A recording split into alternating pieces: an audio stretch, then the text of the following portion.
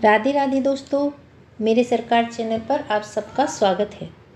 आज मैं आपको गोपाष्टमी की वह पौराणिक कहानी सुनाऊंगी जिससे पता चलता है कि गोपाष्टमी कब, क्यों और कैसे मनानी शुरू हुई। परंतु उससे पहले मैं आपको एक छोटी सी कहानी और सुनाना चाहती हूँ जिससे हमें ये पता चलता है कि गौ माता की सेवा पूजा करने के लिए गोपाष्टमी तिथि की आवश्यकता नहीं, वह तो हमें प्रत्येक दिन करनी चाहिए।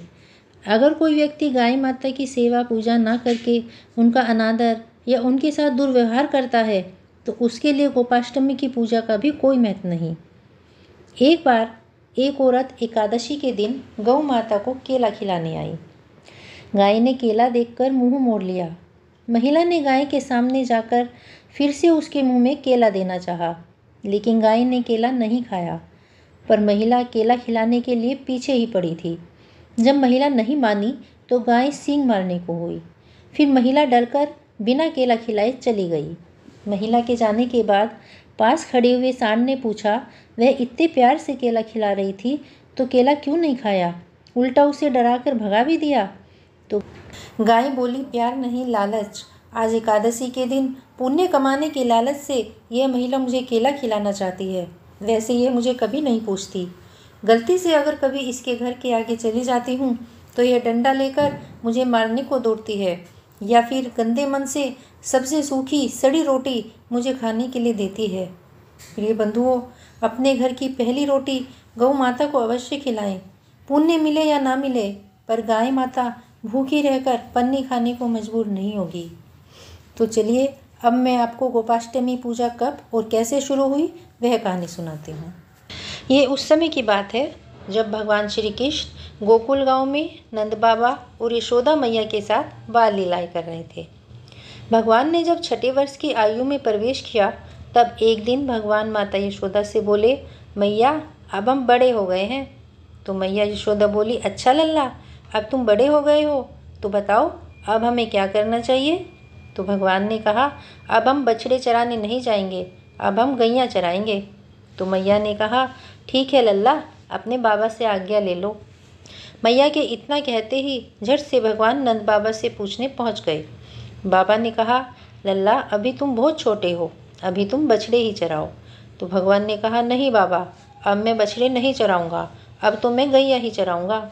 जब भगवान नहीं माने तो बाबा बोले, ठीक है लल्ला, पंडित जी को बुला लाओ, वह गोचारण का मुहूर्त देखकर बता देंगे और तभी से तुम गैया चराना शुरू कर देना। बाबा की बात सुनकर भगवान झट से पंडित जी के पास पहुँचे और बोले, पंडित जी आपको बाबा ने बुलाया है, गोचारण का मुहूर्त देखना है। पंडित जी चल दिए कृष्ण जी के साथ। अब रास्ते में कृष्ण जी बोले, पंडित जी आपको आज का ही मुहूर्त देखकर बताना है, बदले में मैं आपको खूब सारा माखन खिलाऊंगा। पंडित जी नंद बाबा के पास पहुँचे, पर बार बार उनके मन में कृष्ण के हाथों से माखन खाने का लोभ घूम रहा था और इसी तरह बार बार पंचांग देखकर गणना करते रहे। तब नंद बाबा ने पूछा, पंडित जी क्या बात है, बार बार क्या गिन रहे हो। तो पंडित जी बोले, क्या बताएं नंद बाबा, केवल आज का ही मुहूर्त निकल रहा है, इसके बाद 1 वर्ष तक कोई मुहूर्त नहीं है। पंडित जी की बात सुनकर नंद बाबा ने भगवान को गोचारण की स्वीकृति दे दी। अब भगवान जिस समय जो कार्य करे वही शुभ मुहूर्त बन जाता है। उसी दिन भगवान ने गोचारण आरंभ किया और वह शुभ तिथि थी कार्तिक मास के शुक्ल पक्ष की अष्टमी तिथि। भगवान के गोचारण आरंभ करने के कारण यह तिथि गोपाष्टमी कहलाई। मैया यशोदा ने अपने लल्ला का श्रृंगार किया और जैसे ही पैरों में जूतियां पहनाने लगी तो लल्ला ने मना कर दिया और बोले, मैया यदि मेरी गौवें जूतियां नहीं पहनेंगी तो मैं कैसे पहन सकता हूँ। यदि पहना सकती हो तो सबको जूतियां पहनाओ, तभी मैं जूतियां पहनूंगा। इस तरह भगवान जब तक वृंदावन में रहे तब तक उन्होंने अपने पैरों में कभी जूतियां नहीं पहनी। आगे आगे गायें, उनके पीछे बांसुरी बजाते श्री कृष्ण और उनके पीछे बलराम और श्री कृष्ण के यश का गान करते हुए ग्वाल गोपाल। इस प्रकार से विहार करते हुए भगवान ने वन में प्रवेश किया और तब से भगवान की गोचारण लीला का आरंभ हुआ। जब भगवान गैया चराते हुए वृंदावन जाते तब उनके चरणों से वृंदावन की भूमि अत्यंत पावन हो जाती और वह वन गौओं के लिए हरी भरी घास से युक्त रंग बिरंगे पुष्पों की खान बन जाता। इस तरह शुरू हुई गोपाष्टमी की पूजा। गोपाष्टमी के दिन हमें प्रातःकाली धूप, दीप, पुष्प, अक्षत, रोली, गुड़, जलेबी, वस्त्र और जल से गौ माता की पूजा करनी चाहिए। गौ माता के अंगों में मेहंदी, रोली, हल्दी आदि के थापे लगाए जाते हैं।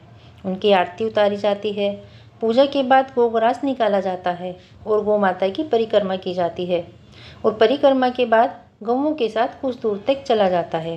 कहते हैं इससे सभी कार्य शीघ्र संपन्न होते हैं। तो बोलिए गौ माता की जय। श्री कृष्ण कन्हैया की जय। दोस्तों, यदि आपको यह वीडियो पसंद आई हो तो इस चैनल को सब्सक्राइब अवश्य कीजिएगा। धन्यवाद।